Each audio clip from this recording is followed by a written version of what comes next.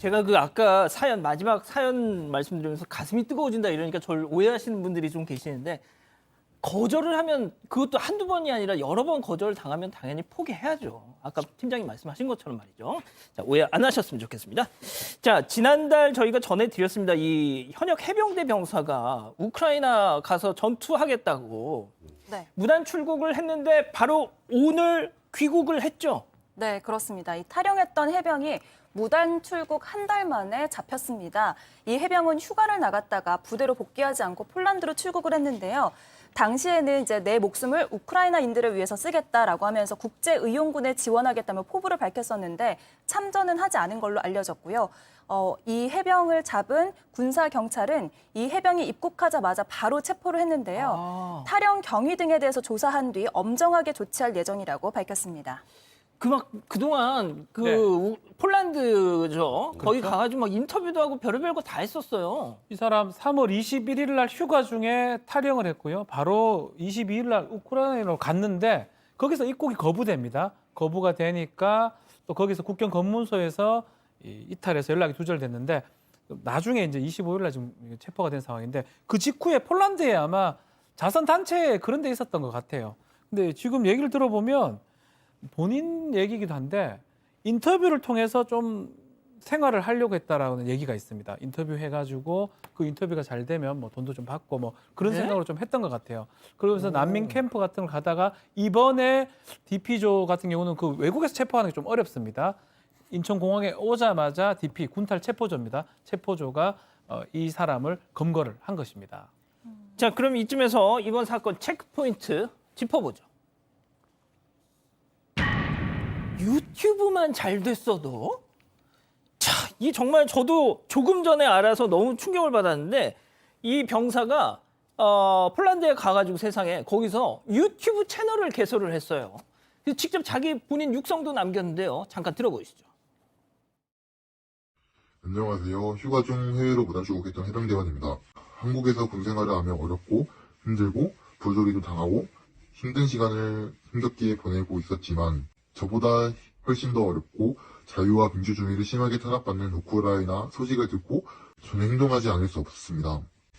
다만 국민 여러분들께 심려를 끼쳐드린 점과 해병대 얼굴에 먹칠했다는 점에서는 대단히 죄송하고 염치 없다고 말씀드리고 싶습니다.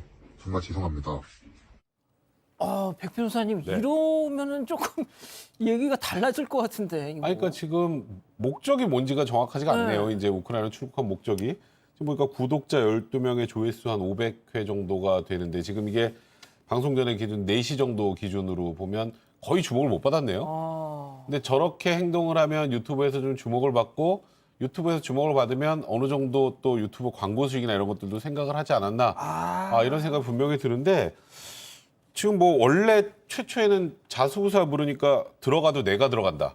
내가 자진교육한다 이렇게 뭐 얘기를 했고 외교문제로 비화될 가능성이 있지 않나라는 얘기를 할 때에도 내가 포로로 잡히든지 아니면 혓개물 듣고 죽든지 그건 내가 알아서 하겠다 뭐 이런 취지였단 말이죠. 예. 근데 지인들과 이제 메신저로 계속 전화 통화를 통해서 한 달 동안 이제 끈질기게 이제 설득 작업이 이루어졌고요. 그래서 그 결과 해병대 군사경찰에 연락해서 자수하고 귀국 의사를 밝히게 된 상황입니다. 자, 그런데 오늘 이제 귀국을 했는데 폴란드에서 넘어오는 과정에 또 좀 뭐랄까요, 좀 아니 뭐지 약간 싶은 그런 요구를 했어요. 그렇습니다. 해병대원들은 한 번의 해병은 영원한 해병이에요. 제 아들도 이제 해병대 933기인데 확실합니다. 근데 이 해병대원은 탈영병이에요.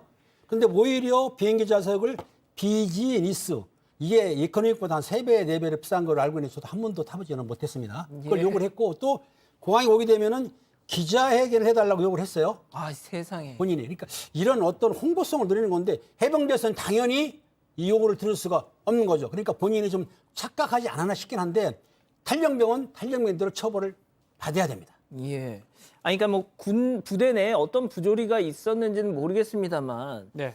뭐가 됐든 이 사람이 그렇게 무단으로 거길 감으로 해서 이래저래 들어간 뭐 또 세금도 그렇고 좀 그런 좀 사회적인 또 이런 뭐 소란도 있었고 말이죠. 네. 그런데 비즈니스를 태워달라? 말이 안 되죠.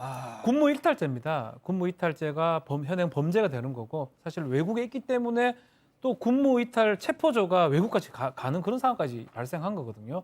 좀 더 나아가서 부조리 얘기를 했었습니다. 군내 부조리 때문에 이렇게 탈영하고 탈영 이후에 우크라이나에 왜 왔냐고 하니까 극단적 선택 얘기도 했어요. 뭐 이럴 바에는 의미 있는 죽음을 선택하겠다. 우크라이나에서 뭐 이런 얘기를 했는데 이제 이 사람이 얘기하고 있는 군내 병역 부조리 이른바 기수열애라고 하는데요. 예. 뭐 육군이나 공군은 뭐 그런 게 적습니다. 특히 해병대 이제 기수가 다 체계적으로 돼 있는데 이 사람이 입대했을 때는 기수에 맞게 들어갔는데 중간에 자기가 부사관 준비한다고 기수 대접을 투명 인간처럼 기수 대접 못 받는 그런 상황에 빠져서 상당히 힘들었다고 하는데 글쎄 이것도 납득하기 사실 쉽지 않아요. 조사를 좀 해봐야 될 것 같아요. 예. 부사관 한다고 열애를 시킨다? 그 부분도 좀 이상하고 또 기수 열애를 쉽게 요새는 거의 없어진 어떤 문화이기 때문에 이제 뭐 조사를 더 해봐야 되면 진짜로 이 사람 말대로 그 정도 힘든 게 있었는지 그 부분은 지금 해병대 또 사령부 해병 1사단에서 조사를 하고 있는 상황입니다. 알겠습니다. 자, 그런데 한편 우크라이나의 한국 국적의 의용군 일부가 숨졌다 이런 첩보가 외교부에 왔다고 해서 뭐 논란이 됐잖아요. 네, 그렇습니다. 이 전쟁에 참전한 한국인 2명이 사망했다 이런 첩보가 들어왔는데요.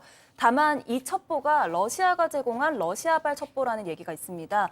그래서 정부는 러시아 첩보가 정확하지 않은 걸로 판단하고 있는 것 같은데요. 러시아는 우크라이나 입국한 한국인이 4명이라고 전했는데 우리 정부가 파악하기로는 4명보다 더 많다는 겁니다. 예. 그래서 한국인 2명이 사망했다는 내용도 정확하지 않을 수가 있고 러시아의 의도가 섞인 교란일 수 있다 이렇게 판단하고 있습니다. 예. 백 변호사님 당장 네. 이제 이근 전 대위는 다들 아시니까 그렇죠. 그분의 좀 안위가 걱정이잖아요. 다른 그래서- 분들도 마찬가지지만. 네, 지금 말씀하셨던 것처럼 뭐 사망자가 2명이다라는 첩보 수준인데 아직 확인된 건 아닙니다. 그렇다면 혹여라도 사망한 사람이 있다면 이근 그 대위가 아니겠느냐, 뭐 사망설까지 돌기도 했었거든요. 그런데 이제 이근 대위의 지인이 일단은 함께 있는 건 아니지만 연락망을 통해서 확인했고 이근 전 대위는 살아있다 지금 이런 입장을 밝힌 상황입니다. 그건 뭐 정확하게 저희가 지금 확인할 수 있는 방법은 없는 거고요. 예. 다만 이제 정부는 최근에 이제 우크라이나의 동남부 지역에서 더 지금 교전이 격화되면서 맞아요. 굉장히 위험한 상황 아니겠습니까? 예. 그렇다면 현재 우크라이나에 머물고 있거나 이렇게 무단으로 출국해서 가 있는 분들 한국에서 처벌이 문제가 아니라 일단 안전하게 귀국하는 게 그러니까요. 우선이잖아요. 예. 그래서 일단 최대한 빨리 우크라이나에서 나오길 바란다는 입장을 밝힌 상황입니다. 알겠습니다. 첫 번째 사건 이렇게 정리하고요.